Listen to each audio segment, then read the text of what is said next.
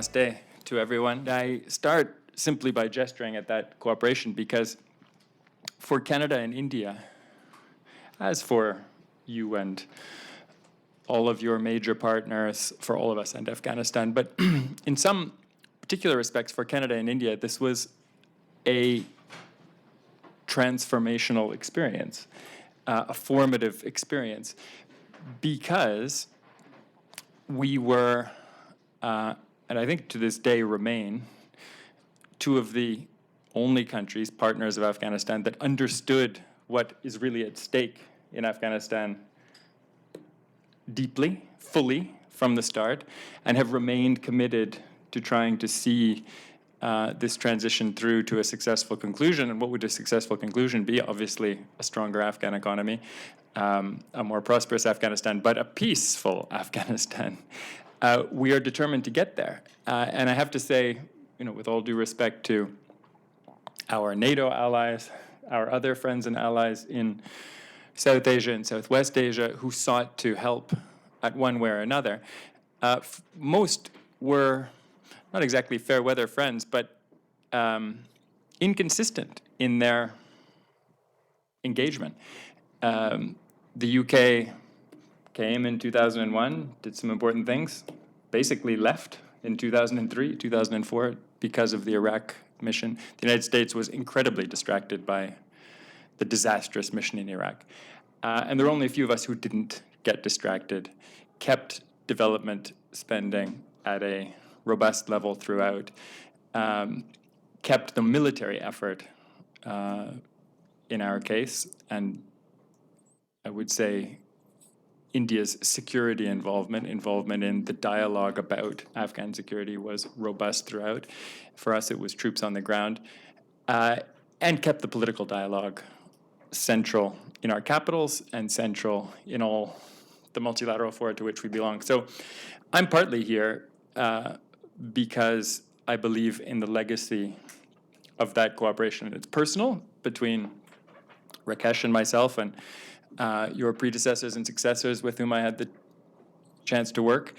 And it's also deeply personal for me now, having spent some time in politics, because, and I'll come back to this issue, I think there is a community of interest on a global scale between Canada and India that is much more in focus, much more substantial because of the leadership of Narendra Modi and the current government. Not to say that we didn't make strides under previous governments, we certainly did. But Canada was one of the founding, I think we were the first country with Japan to sponsor Vibrant Gujarat as a national sponsorship. We, and I belong to a conservative government in Canada, really do believe in the imperative in today's day and age of getting the economy right, of using markets, using low taxes, using the empowerment of entrepreneurs as forces for inclusiveness, for bringing people into the economy who've either been outside in the informal economy or lost their jobs or were in communities where an industry died, to regenerate society as a whole. And we are governments that believe in the rule of law, clean government, the battle against corruption in all of its forms, subtle and less than subtle, and a substantive security agenda for the entire world. And so I'm going to talk a little bit about Canada and India, a little bit about our shared vision, and then come back to some of the issues challenging us all in this changing world. But to start with, on the Canada-India front, Rakesh, this means that for the first time, I think, in our history, we have a very substantive agenda in front of us that involves intelligence sharing, strategic dialogue, military cooperation and dialogue in the most candid forms possible. And it's not just limited to Afghanistan or even primarily about Afghanistan today, it's about global issues. we have a responsibility as two of the most successful democracies in the world. In your case, the largest, beyond any competition, and in our case, one of the oldest. I mean, people don't realize that Canada has had elected assemblies since the 1750s, and we did not have a revolution against our sovereign like our neighbors to the south, and we didn't have a civil war. And if you go back further, we have an important French-speaking community, but they left the French Empire just in time to miss the French Revolution. And when the British had their revolution in the 17th century and cut off the head of their king, we were a French colony. So we have this remarkable continuity that even Canadians don't fully understand, and a belief in the rule of law,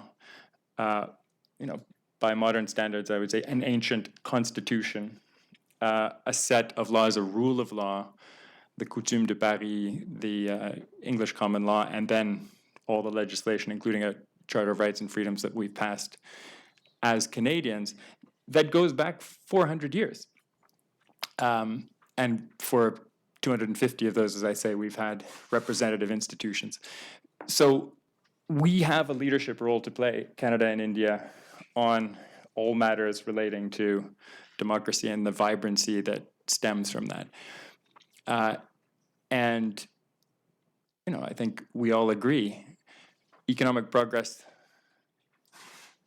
is going to be constrained for any country in the absence of representative institutions and the full scope of freedoms that Indians enjoy, Canadians enjoy, but many people in Asia still do not enjoy, and many people around the world. And I think the forum for this leadership on these kinds of issues, not so much democracy, but the economic dimension of the values I'm talking about, has shown up in the G20. And there have been several occasions now where Canada and India have come together to show leadership, particularly in the immediate aftermath of the financial crisis, where the impetus to consolidate fiscal positions, to restabilize the global economic system after our traditional leaders on those issues, Washington, the Europeans, had been sent reeling by their own economic misfortunes. That impetus came from a Canadian government and an Indian government. And I think there are new opportunities, there have been opportunities in more recent years to show that kind of leadership on terrorism. I'll come back to that issue. And I think there are new opportunities, and I gestured at some of this at the Gateway of India Dialogue yesterday, for Canada and India to show some leadership on the whole issue of managing migration and human resources on a global scale.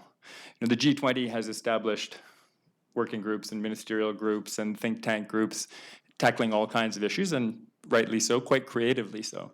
There hasn't yet been a focus on migration, or, for us, immigration is the most important issue, but it's really a global set of issues that you can group under the title migration. And yet these issues are causing ructions, indeed crisis and polarization in many parts of the world, in many democracies. The U.S. election, whatever we may care to say about the candidates, we could have a separate seminar on that, is dominated by the immigration issue. I mean, terrorism comes up, as it has in recent days, tragically, but immigration is the touchstone for a populist as dangerous and brazen as Donald Trump. Dangerous in his rhetoric. We'll see, what his candidacy turns into in the coming months, and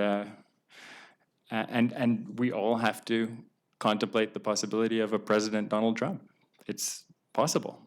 I don't think anyone here, I'm certainly not predicting it, but when there are only two candidates, the chances are higher than they've ever been, and certainly he has been underestimated so far at every step of the way. So democracies, congruence of priorities on global issues, leadership in the G20, but above all, and this is what informs all of our discussions, has informed all of our discussions with Prime Minister Modi, your business leaders, and your governments across the board, there is an economic agenda that is not yet as substantive as we would like it to be in terms of hard, raw trade figures, but which is starting to move in very promising directions. And here I would highlight 5 areas. First, one near and dear to your heart, Rakesh, energy, which has its oil and gas, I guess 3 components: oil and gas, renewables, an important priority for your government, and nuclear, where I, for one, am a strong supporter of India's early membership in the nuclear suppliers group. I think this is overdue. And we as a country, I know, are tremendously interested in continuing cooperation that dates back decades on any and all areas where there is technology to be exchanged, and the bilateral frameworks are now in place to do that, and of course on uranium.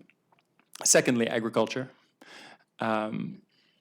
In discussion just before this session, we were agreeing that a lot of Indian staples, from dal to various oils to a growing range of products, come from Canada, but they aren't necessarily advertised or known to be Canadian products. Up to 30% of the lentils sold in this country come from Canada. And amazingly, they come mostly from the one province that produces most of our uranium, as well as a lot of our oil and gas, Saskatchewan. So that is one province that I know the Premier has been here, that India will want to continue to get to know. It also is the leading producer of wheat. It's probably the province in Canada that exports the largest percentage of its production of everything. And as a result, that production is very, very efficient. Thirdly, there is the whole issue of human capital, which I'll come back to, but which has this educational component, which is a burgeoning part of the services economy. When we talk about a changing world, I was reading in your papers over the last couple of days the hand-wringing that some columnists engage in when they see that manufacturing output in India isn't rising as quickly as people would like to see. I mean, growth, spectacular, higher than any other major economy, but manufacturing still anemic. Well, that's got to be because your service industries are what is driving this economy. And indeed, they are driving most of the global economy, the growth there is in the global economy. Global manufacturing is getting smaller and more efficient. Services are growing. The technology sector doesn't really show up in terms of jobs and output as manufacturing. There is manufacturing, obviously. It's the service side that is the real driver of growth, and India is a superpower in technology and really all professional services these days. But on education, you have strength and a lot further to go. And this is an area where Canada and India can cooperate. Finally, there's infrastructure. And here, Canadian companies are almost certainly not going to be the principal contractors. Maybe they will be in some projects, I hope so. But there is a potential, there is a real partnership that has taken off in the last 2 or 3 years, which I know is scaling up between Canadian pension funds and other investment and infrastructure management firms that are among the best global partners anywhere to finance, oversee, and organize major infrastructure projects. And I'm delighted that the Canada Pension Plan Investment Board was one of the earliest large investors in this sector. The Caisse de dépôt et placement du Québec, one of our other big pension funds, has just invested alongside Tata yesterday in an energy project. Canada, on the financial side, did well through the financial crisis, didn't have to bail our banks out, didn't experience a collapse in our real estate market. That has actually made us much more confident and less anxiety-ridden about our economic situation compared to the Europeans and the Americans. But in addition to those achievements, we were shown to have among the best managed pension funds in the world. And the model of the Canada Pension Plan Investment Board is now being replicated by others. They are an excellent partner, and it's not surprising that they see the potential of India today more clearly than others. The United States, clearly a global leader in a category of its own in recent decades, but since the financial crisis, we all have to be clear, there has been a lowering of levels of ambition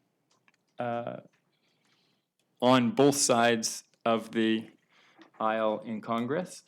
I think by all candidates in the primaries and now this presidential election, and that is new and means that activism and investment and contributions to international peace and security are going to have to come from more directions if we are going to avoid the resumption of conflict and indeed chaotic situations of the type we have seen in the Middle East in recent years. And then there is Asia, where important partners like Japan are still going to play their role and play leadership roles, but economic prospects are not. Prospects of growth above 1 to 1.5% are low. And then there's China, which is not a democracy. And we as Canadians welcome China's assertiveness in many parts of the world, their willingness to play a greater role on the financial front, to talk about infrastructure in Asia, to invest in projects in Latin America. That economic strength is very, very positive.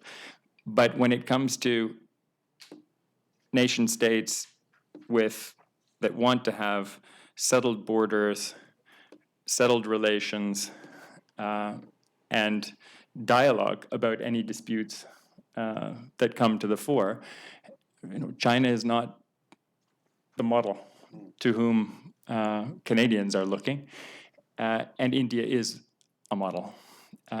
And so I think there's a lot of work to do together. Now, the discussion here, Syria has been a disaster. The mistake of Iraq has been repeated in a kind of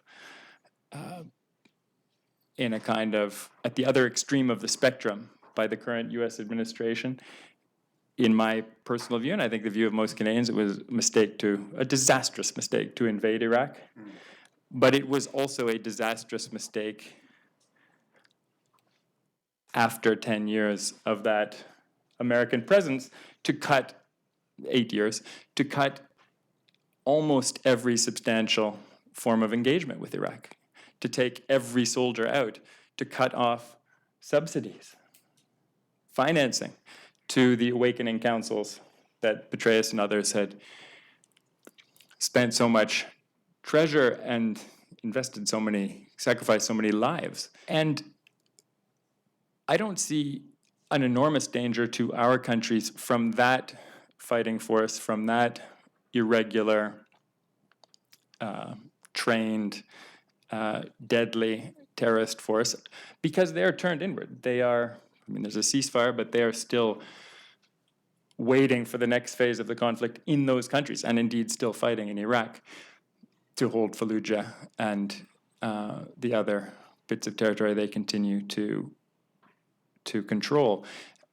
The real danger will come whenever, as it did in Afghanistan, whenever the conflict there ends, and whenever this force suddenly decides their priority targets are not within the borders of Syria and Iraq, but on a larger global scale. We know there are groups that are training to attack Europe, to attack North America, to attack other parts of Asia, but that's not their principal focus.